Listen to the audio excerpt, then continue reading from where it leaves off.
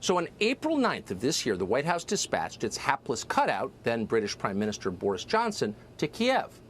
According to Ukrainian news media, Johnson communicated two messages to the Zelensky government. Quote, the first is that Putin is a war criminal. He should be pressured, not negotiated with.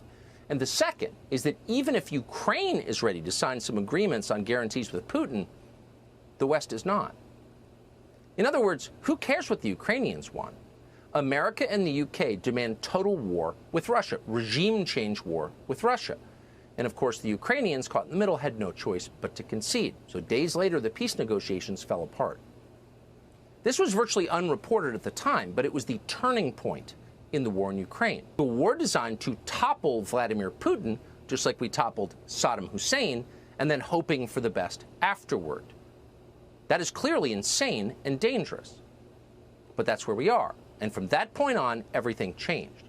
And that is how we got to where we are today, which is the closest we have ever been to nuclear conflict in history. This week, President Zelensky of Ukraine gave an interview to the left-wing newspaper, The Guardian.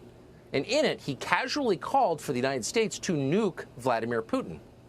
So in response to what Putin just said, Ukraine's government called for an immediate nuclear attack on Russia, an attack that would, without question, result in the immediate destruction of New York, Washington, D.C., Los Angeles, the deaths of tens of millions of Americans. That's what he just said.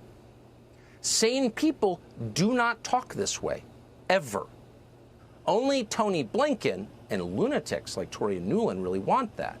And they are fully behind Ukraine's president as he declares that his goal is not ending the war and getting his country back, which is a fine and admirable goal that most Americans support. No, his goal is toppling Vladimir Putin and turning Russia into another failed state.